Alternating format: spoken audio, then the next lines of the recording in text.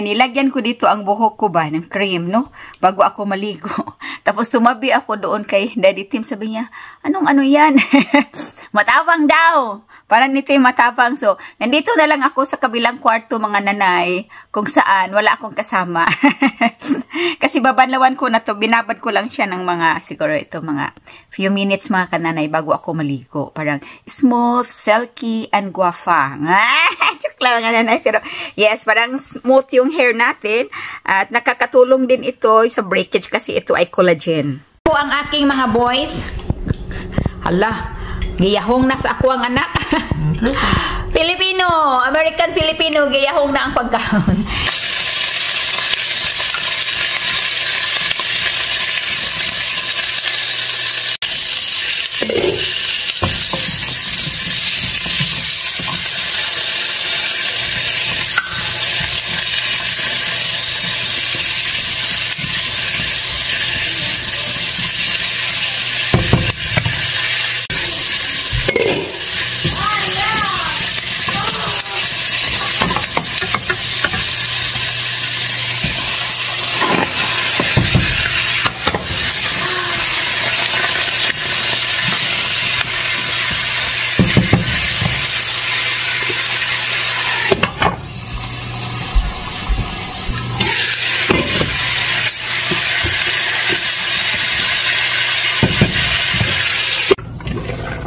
Ito na, ilagay natin ang ating pichay.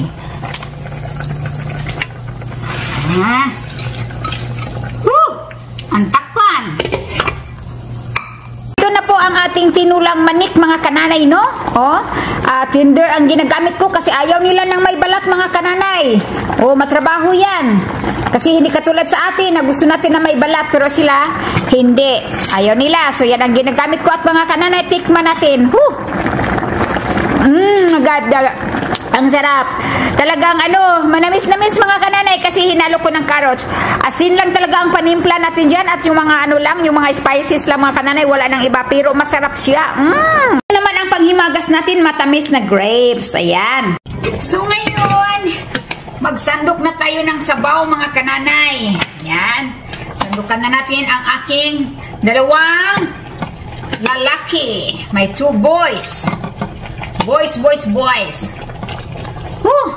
Looking good mga kananay. Malinamnam, masarap. At saka masarap din sa malamig na panahon. Po ang aking mga boys. Hala, giyahong na sa ako ang anak.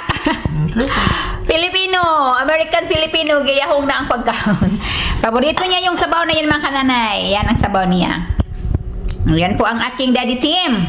Ang aming Daddy Tim. It's a vegetable. You love it? It's very good. Delicious. Very simple and delicious.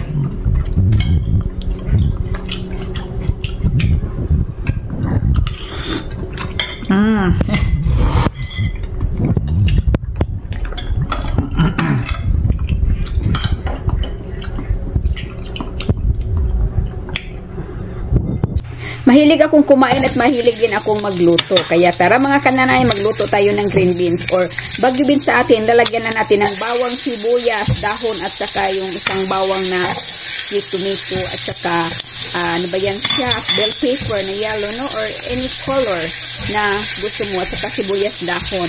So, ang ilalagay ko lang dito mga kananay ay hipon lang siya ng kunti lang kasi mas damihan natin ang gulay kasi mas healthy talaga ang gulay mga kananay pag marami at marami din fiber. So, very simple lang talaga ito pero nang dahil nga marami tayong mga spices so masarap ang lasa. Fresh na fresh talaga yung bagyo beans po mga kananay, no?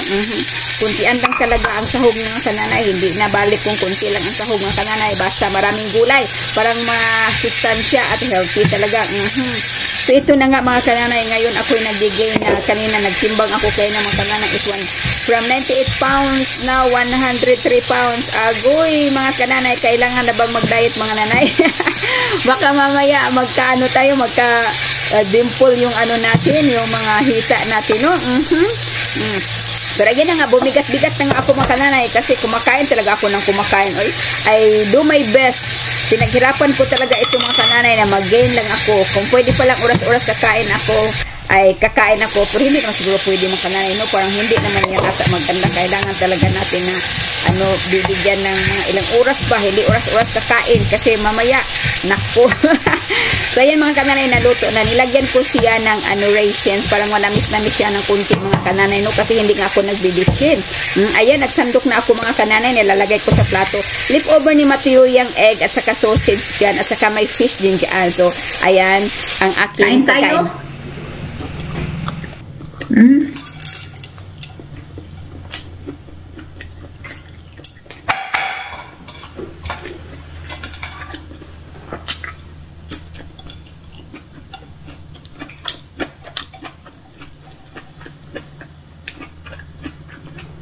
Ang sarap ng green beans.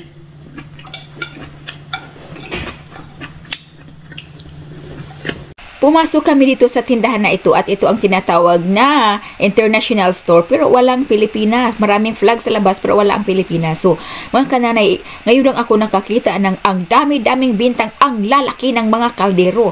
Ano ba ito mga kananay? Piyestahan ang dito, kaldero. Sobrang laki talaga. Pwedeng akong pumasok mga kananay na hindi nyo ako makikita. Ang lalaki ng mga kaldero nila. So, yung palang balat ng mais ay binibinta dito, ginagamit sa amin. Ay tinatapon lang yan. Wala kaming alam dyan kung anong paggagamitan, pero dito pala ay binibinta. O tingnan yung mga kaldero, sobrang laki talaga. Maraming mga spices dyan na hindi ko na alam yan. Sobrang dami ng mga spices talaga. May mga dried sili sila mga kananay. So ang dami pala talagang mga different kind of spices. Tingnan nyo naman mga kananay, talagang binandihado talaga ang mga dried na mga spices, no, sa mga pangluto. Itong na ito mga kananay, parang nakikita ko na European siya, parang Spanish siya. So, ang mga music din nila dito mga kananay ay mga mga Spanish din. So, ang daming mga sampalok dyan mga kananay. Gusto ko sanang bumili. Kaya lang baka naman hindi maasim. So, maraming papaya. Yung mango na yan, ang liliit na yung mango na yan mga kananay. Marami silang saging. Oh, tingnan nyo naman, sobrang dami ng saging. So, ayan pa, mayroong mga, hindi ko na yan alam, parang siyang zucchini, may mga chayote, ayan, bell pepper na malalaki or atsal. So, yung mga nila mga kananay, yung luya, mayroon silang karlang or gabi, malalaki at maliliit, mayroon silang kasaba or balanghoy, mayroon silang kamuti na kamuti natin, at yung niyog na yan mga kananay, for sure talaga sa amin yan, tinatapon yan, hindi yan kinakain. Hindi talaga, pero dyan binibinta mga kananay, no? So, mayroon pa silang lantern na wala namang Christmas. Piestahan pala talaga, nakukuha ata natin yung ibang culture natin sa mga Spanish culture mga kananay, no? Ganito ako magluto ng nilagang buto-buto ng baka. Ang unang kulo ay itapon ko muna. At saka hugasan ko ulit at sabawan ng panibagong sabaw. Ayan. Parang satisfied ako. So ito na siya, hugas na siya, no? Ilagay ko dito. Ayan. At ang mga spices natin, yan siya, no? Organics, natural talaga yan. Sibuyas, mga spices, mga kananay. At lagyan natin siya ng tubig, again, ng malinis. Ayan. At pakuluin yan siya. Lagyan ko na rin ng pamintang buo. Parang habang kumukulo siya, yung aroma doon, yung katas ng pamintang buo ay mapunta doon sa sabaw. Of course, importante ang asin mga nanay kasi parang manuot-suot siya doon ang lasa sa karne. Kaya lagyan ko na siya habang pakuluin. So mga kananay, makalipas ang 1 oras mahigit, ay okay na po ito ang ating nilagang baka, no? Nilagang baka na napakasarap talaga. Parang ako lang, joke lang mga nanay, joke lang yun, ha? Joke lang. Of course, tayo mga nanay, masarap tayo magmahal sa ating mga anak. Yun ang ibig kong sabihin, yung totoo. Ayan. Of course, nanay pa, pagdating sa mga anak, una talaga yung anak. Kaya sa atin, o diba? So, hukad na mo diha mga nanay, kay mga unatan ninyo. Mga unatan ninyong tanan. Alright. So, ito na mga nanay, kain na tayo, no? Kaya sabaw man nga init mga kananay ni ato ni kutsarahon kay kung kinamuto nato ni agoy mga paso ang agi nato. So mga kananay nakaligo ng inyong Inday Jenny. Kay after this one mga kananay mudagan na po ko sa eskwelahan. Magpagatas tayo mga kananay. Ay, kasabihan lang yun sa ating kananay. Biro lang yun. It's a joke. Eh, hindi naman tayo bagong nanganak mga kananay. Diba?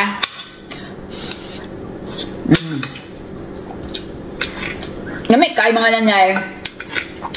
Itong beef na ito mga kananay, marami akong binili. Inubos ko doon yung naka-display. Dahil nga, uy, gamit kayo mga nanay. Kain tayo mga nanay. Mutik ko na nakalimutan tuloy. Kain tayo. Pure talaga ito mga kananay. Walang hinahalo kung ano-ano pa man. Spices and salt lang. Pero nilagyan ko ng carrots. Parang manamis-namis siya.